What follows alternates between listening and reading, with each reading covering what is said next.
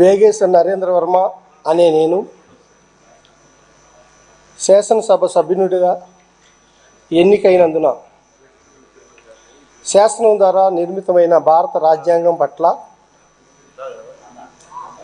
నిజమైన విశ్వాసం, విధేయత చూపుతానని, భారతదేశ సార్వభౌమాధికారాన్ని, సమగ్రతను కాపాడతానని, నేను స్వీకరించబోయే కర్తవ్యాన్ని శ్రద్ధాశక్తులతో నిర్వహిస్తానని దైవసాక్షిగా ప్రమాణం చేస్తున్నాను.